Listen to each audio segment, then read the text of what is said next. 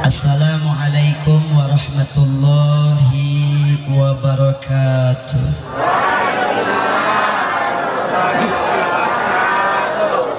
Alhamdulillah, alhamdulillahilladzi hadana bi abdihil mukhtari man da'ana ilaihi biidzni wa qad nadana labbaika ya man dallana wa hadana salla alaika Allahu bari'uka alladhi bika ya mushaffa khassana wa habana Allahumma salli wa sallim wa barik wa karrim wa majid ala sayyidina wa habibina wa syafi'ina wa qurratal a'yunina Muhammad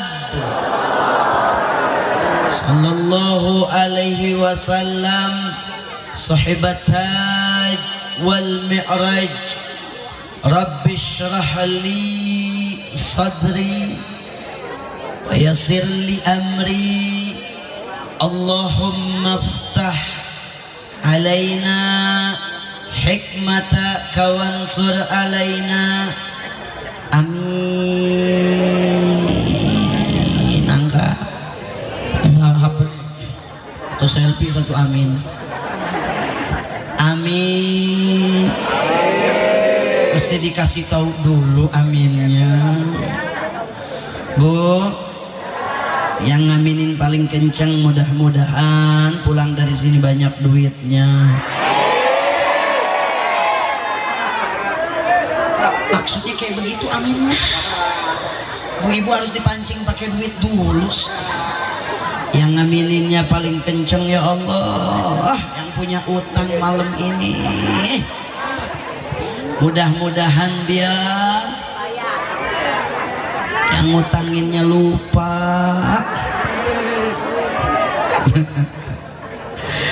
Ayo angkat semua tangan kita, mudah-mudahan malam hari ini diijabah doa kita semuanya. Allahumma la taj'al fi majlisina hadha ahadan illa ghasalta bima'i taubati dhunuba wa satarta birida'il maghfirati uyuba ya arhamar rahimin ya arhamar rahimin ya arhamar rahimin farij alal muslimin walhamdulillah hirabbil. Sebelum kita mulai baca sama-sama satu doa mujarab, satu doa diijabah insyaallah doa kita. Belum, tunggu dulu, ikutin. Bismillahirrahmanirrahim. Alhamdulillahilladzi ahyana ba'dama amatana wa ilaihin nusyur.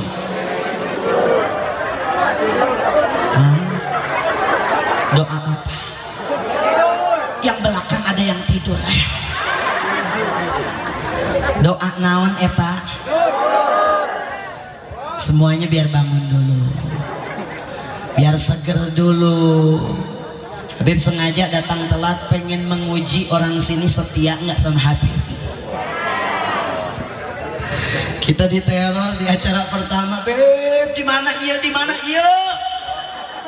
Alhamdulillah itu bawa mobil nggak pakai rem. Kenceng banget kita sampai di acara pertama, kurang lebih perjalanan 15-10 menit. Tapi pas kita lihat, ya Allah, jamaahnya apalagi ibu-ibu nih bercahaya semua karena deket lampu. Amin amin wahai.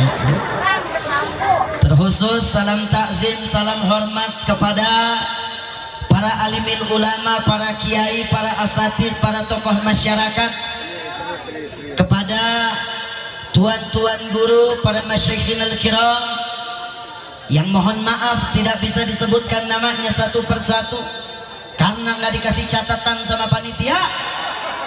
Jadi yang salah panitia. Tapi semuanya tanpa terkecuali guru-guru kita mudah-mudahan disehatkan badannya, dimuliakan dunia akhiratnya, dimudahkan segala urusannya. Amin ya Allah ya Rabbal. Tidak lupa juga kepada yang terhormat Bapak Camat kita, alhamdulillah hadir. Bapak, Masya Allah, entah acan tutunya Pak, kuat kene, bager camatnya. Bapak Lurahna ada, alhamdulillah setia sama kita di sini. Doain Bapak Camat, Bapak Lurah biar masuk surga. Kurang ikhlas doain beliau. Kekenceng atuh amina. Doain Bapak Camat, Bapak Lurah biar masuk surga. Di surga nanti biar jadi camat dan lurah lagi. Biar capek ngurusin ahli surga di sana. Amin ya Allah ya Rabbal. Ada yang ngantuk? Cius. Bapak-bapak. Tapi pas datang tadi Habib mukanya merenung. Cek ibu-ibu, iya nelakin aing jadi lapar. Ada yang ngedumel? Sebelumnya mau dimaafin gak saya datang telat? Untuk dimaafkan turun ya. Sampai subuh gua mati sampai subuh. Alhamdulillah semuanya senang betul, semuanya gembira betul. Harus Bu, Pak, hidup ini cuma sekali, kita pakai senang gembira. Apalagi dalam memperingati perayaan Isra wal Mi'rajnya Nabi Muhammad. Semua kegalauan, kegundahan buang dulu. Ibu, malam ini jangan mikirin besok masak apa, jangan. Bu, malam hari ini jangan mikiran cucian, jangan mikiran jemuran, jangan mikirin ini ahli-ahli orang yang suka PHP-in orang. Jangan dulu, semuanya mesti gembira dulu malam hari ini di dalam sebuah naungan, yang mana naungan tersebut Rasulullah telah menjanjikan kita berkumpul di sini. Siapa saja yang datang dari rumahnya menuju majelis kayak begini, mau nggak mau bakal diampunin dosanya sama Allah. Ini rutinan tiap malam apa di sini ngajinya? Bapak-bapak malam apa? Malam Minggu. Ibu-ibu? Hari Kamis. Yang kompak kalau ngebohong hari apa? Hari Kamis. Bapak-bapak malam Minggu, ibu-ibu hari Kamis. Sepakat semuanya. Habib mau tanya, majelis rutinnya ibu-ibu hari Kamis, bapak-bapak malam Minggu kayak begini nggak banyaknya? Kenapa kok malam hari ini bisa rame? Justru dengan adanya peringatan Isra Mi'raj nanti pengajian bisa lebih rame daripada ini mingguannya. Kenapa bisa nggak rame? Sebab nggak dapat makanan. Betul nggak? Sebab tahu muka-muka kita ini muka bongsang. Benar. Yang biasa nggak ngaji hari Kamis ada nggak malam hari ini? Kenapa hadir? Karena ada bongsang. Ntar panggil ibu bongsang. Alhamdulillah kita bisa kumpul di sini. Alhamdulillah. Muta'allimun kaslan ay ghairu mujtahid fi talabil ilmi afdalu indallah min 70 abid mujtahid. Seorang penuntut ilmu, seorang ibu ataupun bapak, pemuda maupun pemudi yang datang dari rumahnya berjalan menuju perkumpulan ini, maka ibadah pahalanya lebih afdol daripada 70 orang yang sedang iktikaf dalam masjid. Gak perlu diaminin, itu udah pasti. Orang Nabi yang bilang. Ibu, bapak, ibu duduk di sini lebih afdol daripada orang 70 yang di dalam masjid sedang iktikaf. Pahalanya lebih afdol.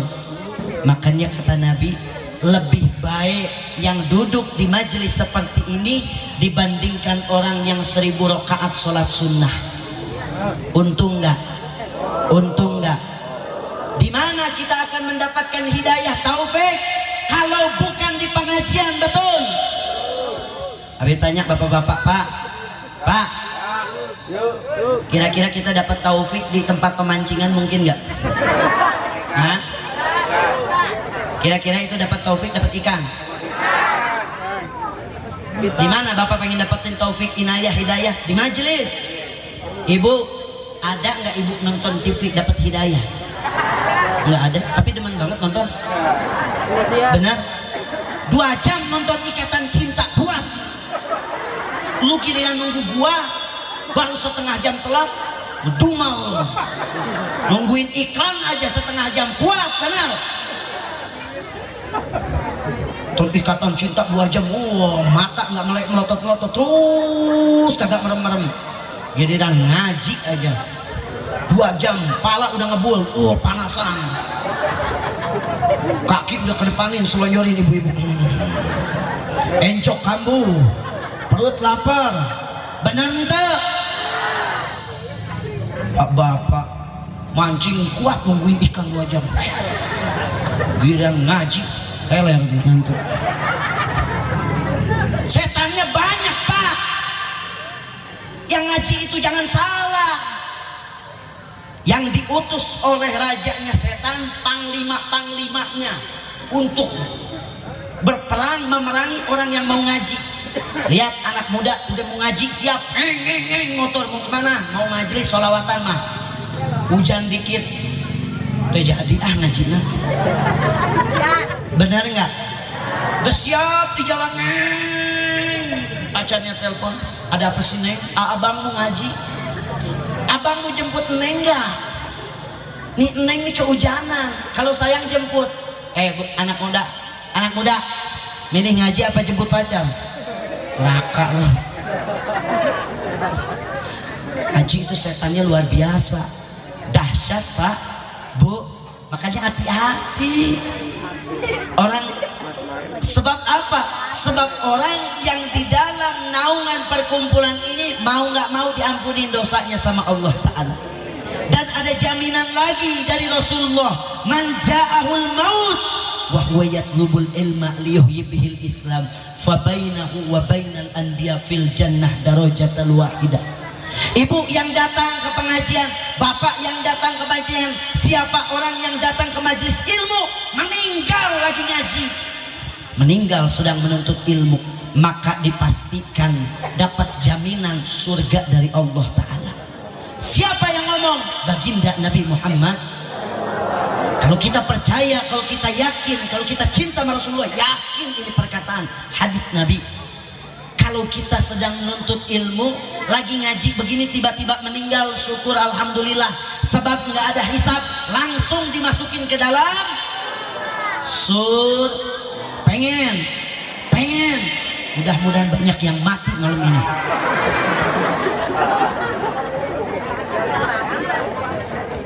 Pengen? Tuh. Ibu pernah dengar nggak kemarin yang baru viral di aplikasi TikTok?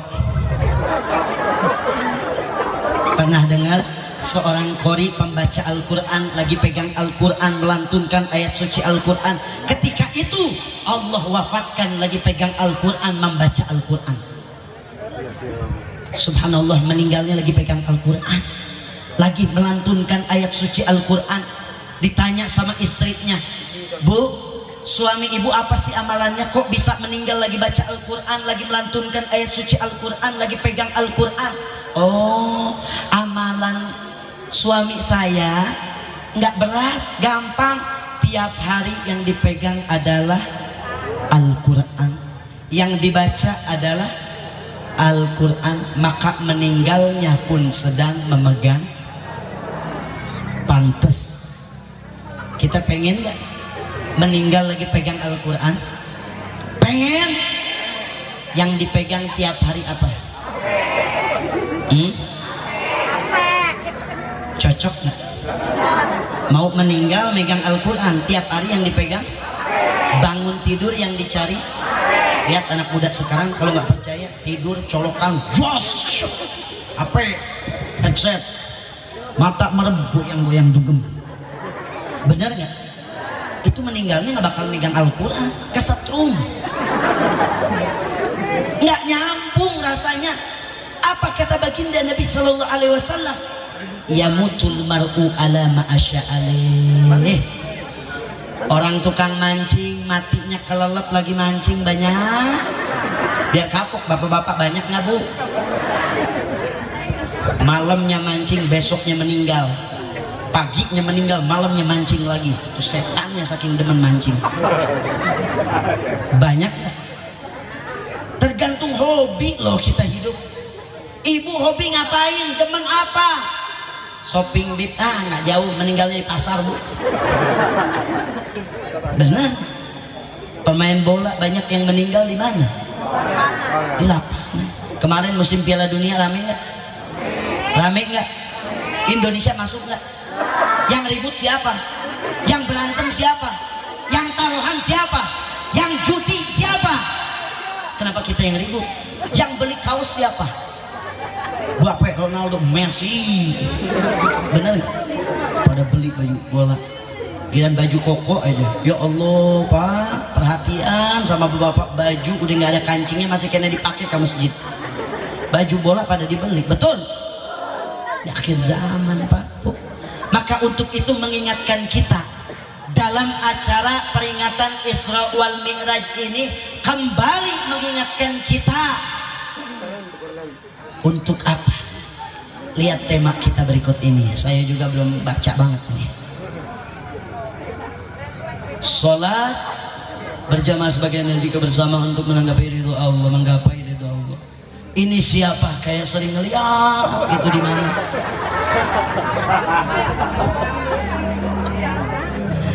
Intinya adalah kenapa yang dipakai tema oleh panitia adalah sholat? Karena sholat nomor 1. Islam apa lu? Nomor sholat. Kenapa yang dipakai? Kan kita mesti tahu. Kenapa yang dipakai tema di dalam acara Isra Mi'raj ini? Pertama adalah kalimat berarti orang sini karardul ngaku nggak lu? Jangan ketawa-tawa, ngaku nggak? Lihat subuh, masjid mana masjid? Jauh. Sini masjid, di sini, Ustaz. Di sini masjid. Cukup kita aja yang tahu, Ustaz. Subuh berapa ya jarinya? Ampun parah. Maghrib. Isya. Gak usah tahu perbincangan kita, cukup panitia aja yang tahu. Beb, tolong bahas masalah sholat nih. Kenapa orang-orang kita ini malas sholat, sedangkan oleh Nabi Sallallahu Alaihi Wasallam dalam perjalanan Isra Mi'raj adalah sholat. Sholat bu, pak, sholat. Maka mustahil orang yang rajin taat dalam ibadah sholatnya, mustahil dalam dirinya ada kesedihan. Mustahil. Sholat itu kan semua solusi dalam hidup adalah ada di dalam sholat. Ada dalam sholat pak. Kita aja kadang-kadang, pak, bu, solusi dalam semua kehidupan kita adalah sholat. Pusing, banyak banyak utang, banyakin. Kok bisa Bib? Ada yang nagih, banyakin kok bisa Bib? Nyambung. Tukang kredit datang, assalamualaikum, langsung ibu angkat kedua tangan, Allahu Akbar, Bismillah. Tuh Tukang yang nagih nunggu nggak? Lagi sholat balik lagi. Besok datang lagi sholat lagi. Allahu Akbar. Bener? Lama tungguin sholat, besok datang lagi. Allahu Akbar. Lama-lama ini yang ngutangin, yang nagih kita akhirnya capek sendiri. Besok-besok udah dilunasin sama ahli sholat. Tuh solusi nggak? Besok ada yang nagih sama kita, cepat-cepat sholat. Itu Bapak nggak bisa ngelarang istri kita, Pak. Mohon maaf kalau lagi nonton Ikatan Cinta matanya melotot. Mohon maaf, remote-nya diumpetin, nggak bisa ngatur, Pak. Bapak mau ngomong apa? Dikasih tahu percuma ngelawan. Bagaimana caranya? Amparin sejadah depan TV. Ini TV, larin sejadah. Allahu Akbar. Dimatiin gak itu TV? Solusi nggak? Makanya Islam tuh semuanya ada solusi. Anak-anak yang ibu bapaknya sering berantem depan anak-anaknya, usah ribet. Ibu sama bapaknya berantem, anaknya ambil sejadah gelarin tengah-tengah. Allahu Akbar. Apa kata sama bapaknya? Anak kita lagi sholat di kamar aja mak berantemnya terus. Berantemnya bukan mulut lagi, smackdown. Sebab sholat anak-anaknya. Solusi nggak semua sholat? Solusi. Maka kita lihat dalam ayat Al-Quran, orang yang menjaga sholatnya 5 waktu maka akan tercegah dirinya daripada kemaksiatan. Ada orang rajin sholatnya kok masih ngomongin orang, bawel banget tuh si ibu, berarti sholatnya belum kok masih ada aja sholatnya rajin tapi judi online-nya sama rajinnya, berarti sholatnya belum Kalau sholat khusyuk, lihat di dalam sholat kita baca dalam suratul Fatihah, ihdinas sirat. Setiap waktu kita baca ihdinas siratal mustaqim.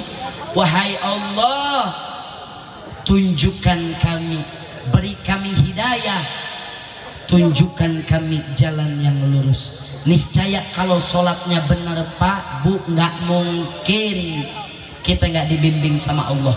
Sebejat apapun kita, sehancur apapun akhlak kita, sholat jangan tinggal. Kenapa? Sholat adalah sebagai benteng. Nanti lama-kelamaan maksiatnya hilang karena sholatnya. Bukan bilang maksiat dulu aja dah, sholat rasanya nggak pantas. Salah. Tapi benerin sholatnya, insya Allah maksiatnya hilang. Harus begitu. Sholat adalah apa?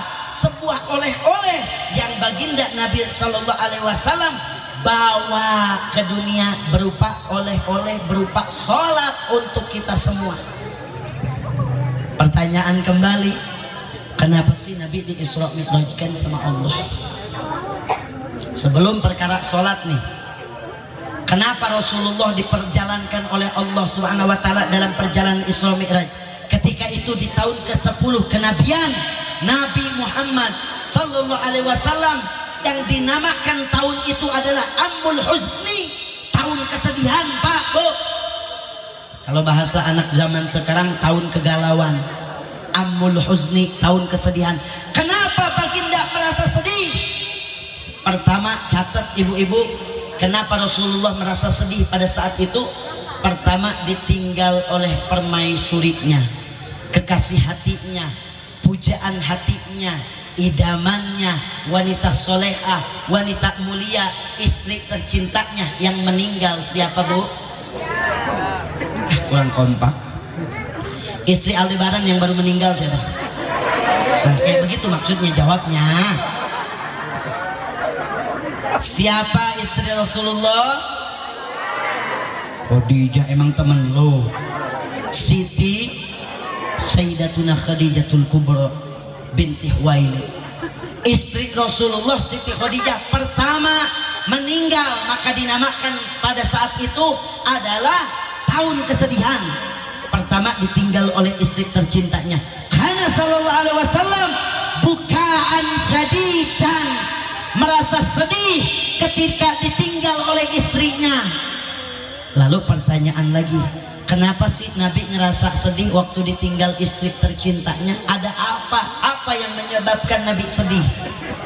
Pertama Bu, sebelumnya Habib tanya sama bapak-bapak, Pak, kalau bapak meninggal istrinya nangis nggak?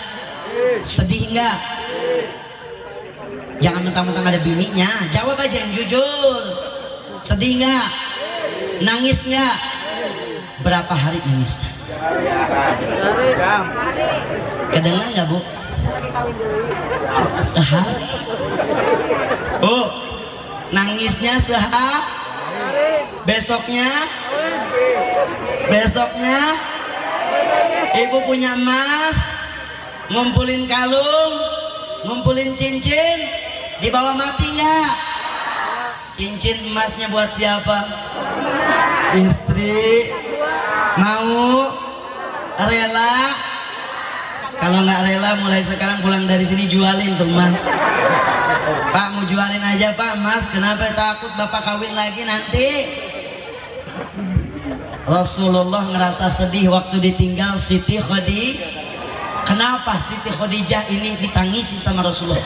Pertama, lihat biografi kehidupan Siti Khadijah. Bu, catat baik-baik kalau pengen ditangisin sama suami ketika ibu meninggal.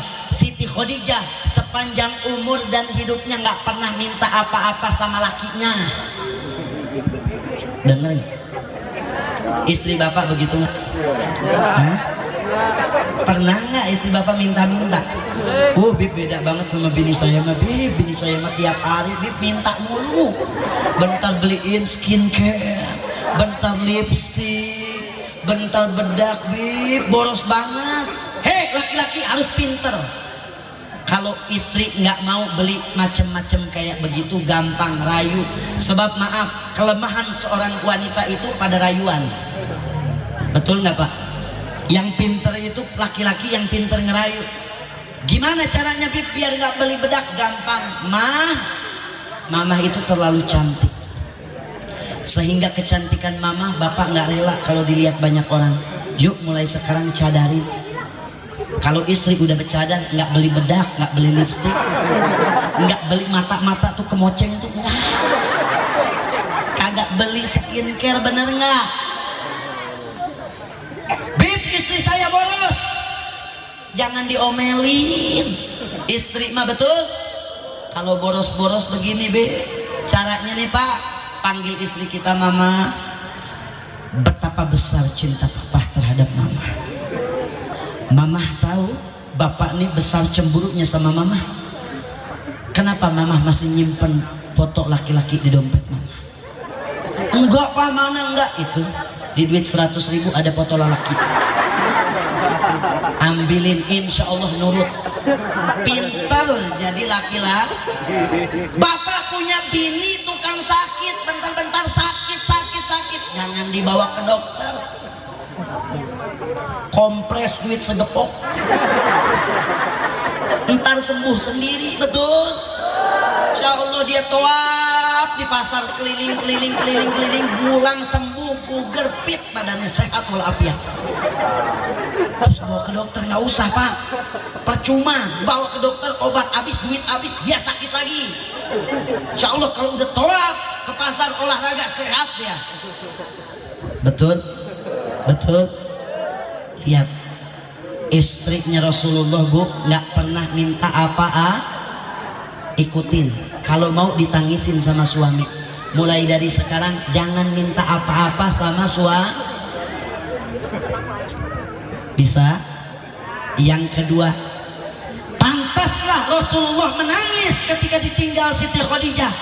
Mengapa?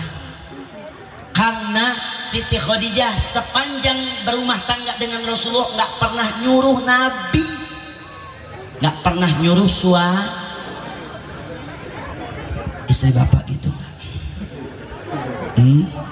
Bentar nyuruh begitu kan? Nggak pernah nyuruh suami. Oh bini kita Nabi, Masya Allah, mau ngaji aja Pak, come here. Sini. Gitu kan? Kalau bangun susuin ya. Jangan lupa. Jangan kemana-mana. Paket mama COD bentar lagi datang. Bapak bayar. Giliran masang kadang ngomong, giliran bayar ngomong. Siang suami kita. Biarin Pak, istri begitu nanti matinya jenazah dibawa mobil JNE. Biarin aja Pak. Allah dipaketin begitu. Siang kita ngelihat suami-suami zaman sekarang batin bawaannya kurus, ditekan sama istri, betul. Banyak kan istri sekarang begitu sama lakinya, ditekan, bawa ke dokter sini, nggak ada penyakitnya, di ronsen ketahuan ada gambar bini lagi melotot. Ya Allah, ketakutan sampai begitu. Jangan Bu, nggak boleh seorang istri nguasain suaminya. Lihat akhlaknya Siti Khadijah. Yang kerja bapak, banting tulang bapak, cari duit bapak, ATM dipegang sama istri, bodoh laki begitu. Dan istri yang begitu adalah istri company, penjajah. Tahu Belanda? Nah, ini penjajah itu. Yang kerja orang Indonesia duitnya diambil. Nah, itu ibu. Yang kerja suami, banting tulang suami, ATM dipegang sama ngaku loh. Habis makan asem pengen rokok, mah minta duit. Kok beli rokok asem mah? Duit mulu. Nih 10.000. Buat apa 10.000? Beli rokok. Anak muat mah. Beliin NPO. Ada suami yang rokoknya NPO, nggak usah diumpetin kepala. Banyak suami-suami kalau ngelihat karakter laki-laki yang takut apa enggaknya sama bini, lihat rokoknya. Ketahuan NPO, ini laki yang paling takut sama bini. Enggak bit Marlboro, bungkusnya doang, dalamnya NPO juga tetap.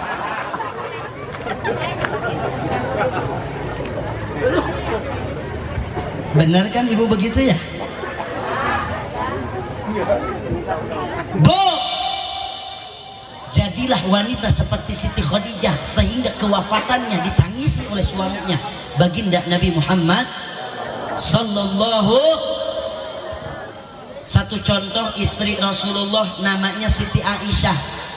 Bagaimana Siti Aisyah itu menyambut Rasulullah ketika Rasulullah membukakan pintu. Siti Khadijah sudah ada di hadapan pintu, memegang tangan suaminya, dikecup tangannya. Suka begitu nggak? Suka begitu nggak? Kecup tangannya. Siti Aisyah senantiasa menyiapkan apa? Sapu tangan. Akhlaknya Siti Aisyah, dipegang ini sapu tangan, digenggam sapu tangan, kemudian sapu tangan tersebut dilap ke wajahnya Rasulullah. Keringatnya Nabi Muhammad diperes di satu wadah. Kemudian kalau Siti Aisyah itu kalau mau tidur malam-malam maskerannya pakai keringat suaminya Rasulullah. Makannya wajahnya Bu Humairah kemerah-merahan, bukan dibuat-buat sama ibu belas onon dah nuberen sipuhan apa enggak. Siti Aisyah itu asli kemerah-merahan, ada keringatnya baginda Nabi Muhammad sallallahu. Sudah keringatnya mulia, harum, cakep lagi. Ini teladan buat kita. Ibu pulang dari sini tanamkan sifat begitu kepada suami. Suami pulang macul dari sawah, pulang ojek, siapkan. Oh suamiku, bukakan pin, ambil apa? Kanebo, lap wajah suami kita. Peres itu keringatnya. Warna apa? Menijujur. Jangan dong, gak boleh. Maaf, meskipun keringat suami ibu bau, jangan, nggak boleh ngomong keringat sama suami. Maaf, ini ada. Suami banting tulang kerja, terus keringat, cari nafkah yang halal, capek kesana kemari, pulang ke rumah diomelin sama bininya. Mandi sono lupa, bau kebo. Astagfirullah, nih suami disamain sama binatang. Loh Bib, kata siapa? Ini ada faktanya begitu. Istri bilang ke suami bau kebo. Boleh. Memang benar baunya hampir mirip. Tapi maaf, jangan disamakan dengan sifatnya atau baunya binatang. Biar aja memang benar bau, tapi jangan dibilang. Tetap keringat bapak mah khas wanginya. Mandi dulu sayang. Walaupun keringat bapak khas, nggak ada duanya. Wangi apa mah? Wangi kembang.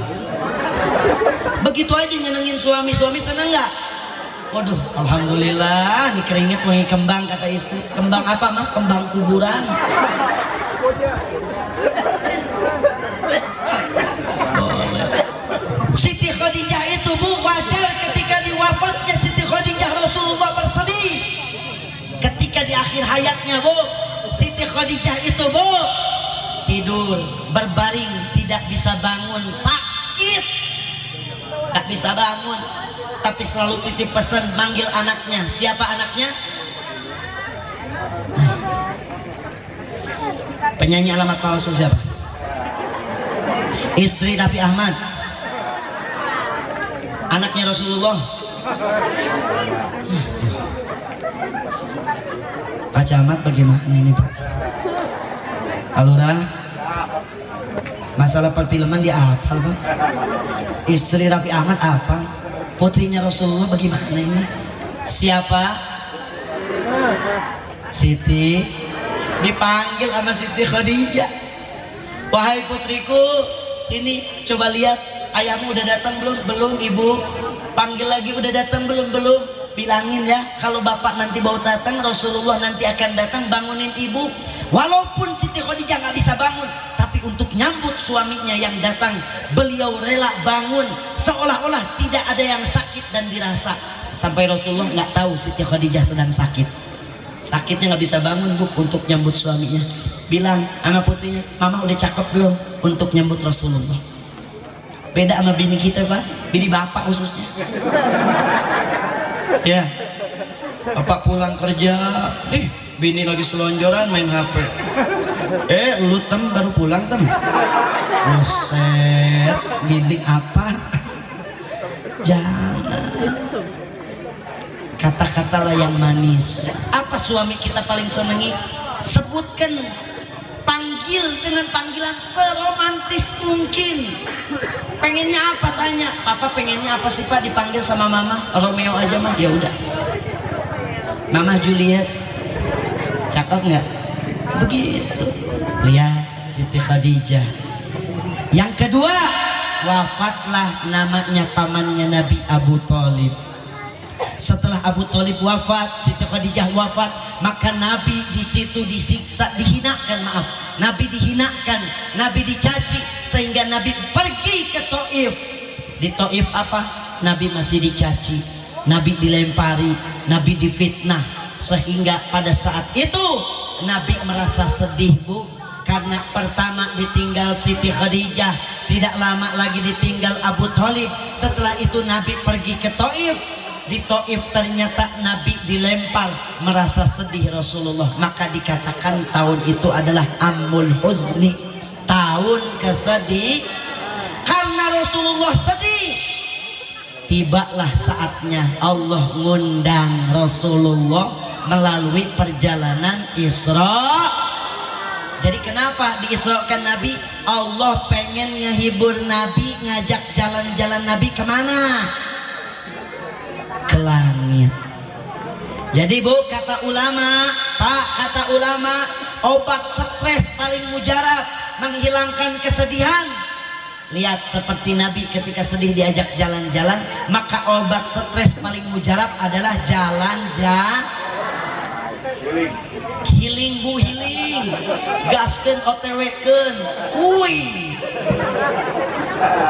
Ibu di rumah pusing lihat ke depan, ya Allah cucian gak beres-beres. Lihat kiri, ya Allah nih laki males amat, tidur wae, tidur wae. Lihat ke kanan, anak kita lagi main HP senyum-senyum sendiri. Lihat ke belakang, tetangga kita lagi ngelapin motor baru. Aduh ya Allah, makin panas, makin panas. Hidup sumpah. Solusinya adalah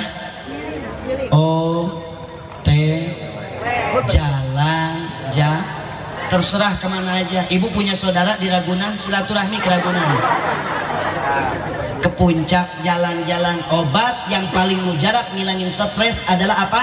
Jalan-jalan. Itulah hikmahnya kenapa Allah ajak Rasulullah jalan-jalan, tujuannya untuk menghibur. Pergilah Rasulullah dalam perjalanan Isra wal Mi'raj. Di situ ada beberapa hikmah dan terdapat banyak sekali peristiwa-peristiwa yang menakjubkan, dan diantaranya diberilah hadiah berupa maka sholat ini adalah hal yang penting.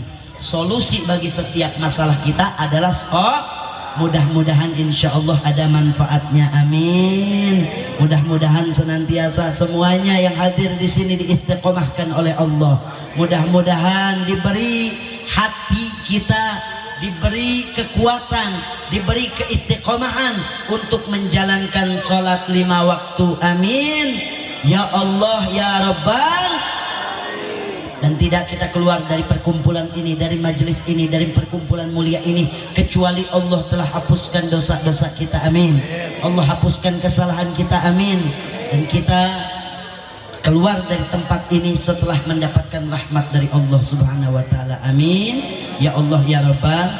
Tidak panjang kata yang bisa disampaikan karena mengingat waktu juga sudah 11:30, karena malam hari ini saya mesti kejar satu acara lagi ke daerah Cigudeg. Doakan mudah-mudahan selamat sampai tujuan, tidak ada halangan. Mungkin panitia, Bapak Lurah, Bapak Camat, para ustadz, para guru, ketua MUI semuanya, mohon maaf mungkin setelah ini kita mau langsung jalan lagi ke tempat berikutnya. Nggak bisa makan bareng Bapak, mohon dibungkusin aja ya. Alhamdulillah, pengertian panitia kita, Masya Allah. Mudah-mudahan insya Allah ada manfaatnya, amin ya Allah ya Rabbal. Adani Allah wa iyyakum ajmain wal afu minkum. Assalamualaikum warahmatullahi wabarakatuh.